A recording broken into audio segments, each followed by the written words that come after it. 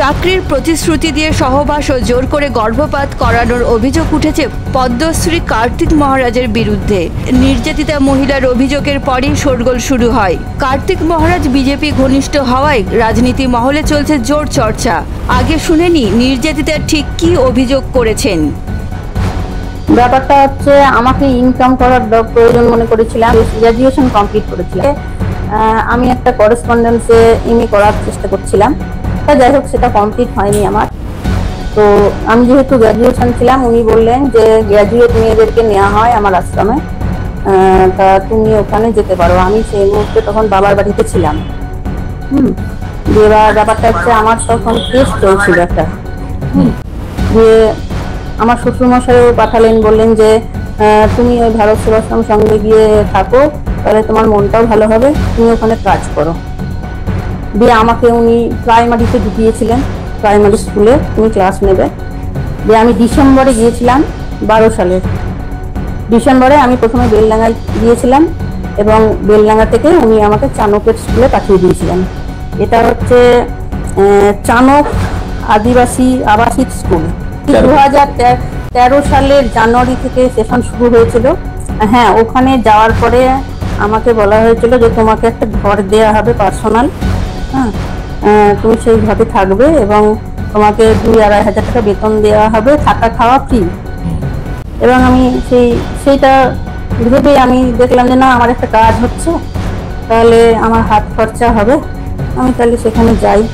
হ্যাঁ, আমি বাবার কিছুটা আপত্তি প্রথমে করেছিল বাবা, পরবর্তীতে আমার বাবা মেনেও নিয়েছিলেন। না, ঠিক আছে, আমার মেয়ে একটা কাজ করুক, ভালো জায়গাতেই তো গেছে।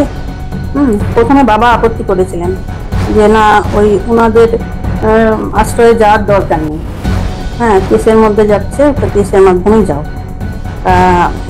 আমার শ্বশুর মশাই আমাকে বারবার ফোন করলেন, বললেন যে আমি যেটা বলছি আমার কথা শোনো, ভালো হবে তোমার, তুমি ওখানে গিয়ে কাজ করো, তোমার মনটাও ভালো থাকবে এবং তোমার সমস্ত ব্যবস্থা আমি করে দেবো। প্রথম দিন যেটা হয়েছিল সেটা হচ্ছে, আমি তো ওখানে যাওয়ার পরে আমাকে 5 তলায় রাখা হয়েছিল।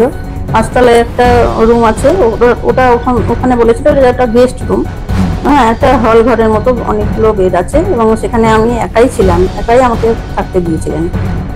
তা উনি হঠাৎ গেছেন একদিন দোতলায় ওনার ঘর, সেই ঘর থেকে রাত্রিবেলায় হঠাৎ ফোন করছেন যে আমি তোমার সঙ্গে কথা বলতে আসছি। এবার আমি জানছি আমাকে ওই ব্যাপারে হয়তো কোনো কথা বলবেন উনি, এসব ব্যাপারে কোনো আলোচনা করবেন। দিয়ে আমি তখন একটা চেয়ার পেতে দিয়েছিলাম। আমি দেখলাম তো এখন তো রাত প্রায় মোটামুটি 10টা বাজে, রাত 10টার সময় উনি আসছেন, কি ব্যাপার। দিয়ে উনি হঠাৎ করে, আমি বাথরুমে গেছি, উনি হঠাৎ করে এসে আমার বেডে বসে পড়েছেন, আমাকে সময়ও দেননি যে একটু আমি রেডি হব। উনি একটা চেয়ার দিয়েছিলাম, চেয়ার পেতে আমি একটু বাথরুমে গিয়েছিলাম, দিয়ে এসে লাইটটা জ্বালবো, বড় লাইটটা জ্বালবো। দিয়ে উনি বলছেন যে থাক, বড় লাইট জ্বালার দরকার নেই, একটা জিরো লাইট জ্বলছিল, সেটাই জ্বলবো, তুমি সবকিছু ইয়ে করো। এবার আমি দেখলাম যে উনার আশ্রয়ে আমি আছি, আমার তো রাজ্য ভাষার কোনো রাস্তা নেই। থেকে উনি বলেছিলেন আমার কাছে 15 দিন অন্তর আসবেন। আমি দেখলাম যে আমার মাথার উপরে কেউ নেই, তাহলে উনি আমার মাথার উপরে একটা ভালো বট গাছ ছিল। আমি প্রেগনেন্ট হয়েছিলাম, আমি জুন মাসে তখন প্রেগনেন্সি আমার ধরা পড়েছিল। তখন প্রেগনেন্ট হয়ে ওনাকে আমি প্রথম জানালাম যে আমি এরকম পজিটিভ ধরা পড়েছে, আমি সেটাকে রাখবো এবং আপনার পরিচয়টা গোপন রেখে আমি ওকে মানুষ করবো। হাতে পায়ে ধরলেন, বললেন যে আমার প্রাণ ভিক্ষা দাও, নালে আমার সর্বনাশ হবে, চলে যেতে হবে, না হয় সুসাইড করতে হবে। কেঁদে কেঁদে আমার কাছে ইয়ে করেছিলেন। আমি ওনার কান্নার ডাকে আমি সাড়া দিয়েছিলাম, না সাড়া দিয়ে পারবো না। 2013 সালের ঘটনা, এখানেই বেশ কিছু প্রশ্ন উঠেছে। ঘটনার 12 বছর পরে অভিযোগ কেন? নির্যাতিতা যে ঠিকানা দিয়েছিলেন সেই ঠিকানায় যোগাযোগ করা হলে তাকে পাওয়া গেল না কেন? নির্যাতিতার বাবার বক্তব্য, তার মেয়ে কোথায় থাকে, কি করে তা জানেন না এবং তার বিষয়ে কোনো কথা বলতে চান না কেন? এদিকে সাংবাদিক বৈঠকে বিজেপির জেলা সভাপতি মলয় মহাজন কি বললেন শুনে নেব।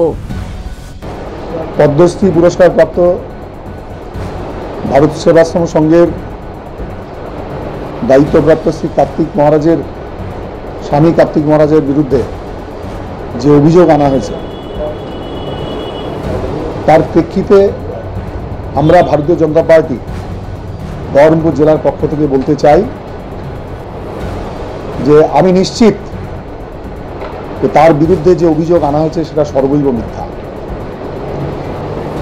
যদি বলেন আপনি কি করে নিশ্চিত হলেন, আমি এই কারণে নিশ্চিত হলাম যে 12 বছর আগের কোনো ঘটনাকে কেন্দ্র করে যে অভিযোগ আনা হয়েছে যাবতীয় সংশয় সেখানে। কারণ আমরা যদি হিসেব করি তাহলে অ্যান্ড্রয়েড সেটের যে জামানা সেটা আরও পেছনে। কারণ আজকের দিনে কোনো অভিযোগ প্রমাণ করার জন্য আরও ইত্যাদি ইত্যাদি যে বিষয়গুলোর প্রয়োজন হয়, কার্তিক মহারাজের ক্ষেত্রে সেই অভিযোগের নথি হিসেবে সেগুলো যাতে দরকার না হয় সেই জন্য 12 বছর পেছনে যেতে হয়েছে অভিযোগকে খাড়া করবার জন্য। কারণ তার বিরুদ্ধে এই ধরনের অভিযোগ প্রমাণ করবার মতো কোনো তথ্য তাদের কাছে নেই। আর 12 বছর আগে এলে স্বভাবতই তথ্য ছাড়াই অভিযোগ আনা যাবে। দ্বিতীয়ত, কার্তিক মহারাজ ইদানিংকালে শুধু পশ্চিমবাংলা নয়, ভারতবর্ষের একজন অন্যতম ব্যক্তিত্ব। তিনি ভারত সেবাশ্রম সংঘের একজন সাধু সন্ন্যাসী। হিন্দু সমাজ সাধু সন্ন্যাসীকে সমর্থন করে তাদের কথা শোনে। বর্তমান যে সরকার, সেই সরকারের মুখ্যমন্ত্রী নিজে বিভিন্ন সময় কার্তিক মহারাজ প্রতি ঈর্ষাপরায়ণে বিভিন্ন আক্রমণ করেছেন। সেই কারণে আমার নিশ্চিত ধারণা আজকে পশ্চিমবঙ্গে যারা সরকারি দল, তারা উদ্দেশ্য প্রণোদিত হবে কার্তিক মহারাজের বিরুদ্ধে এই অভিযোগ এনেছেন। দেশের প্রাইভেট কলেজের প্রায় অর্ধেক খরচে রাশিয়া থেকে MBBS করার স্বপ্ন পূরণের শেষ সুযোগ। জুলাইয়ের 3য় সপ্তাহের মধ্যে যোগাযোগ করুন আমাদের সাথে 9123328643 অথবা 9434180878 এই নাম্বারে।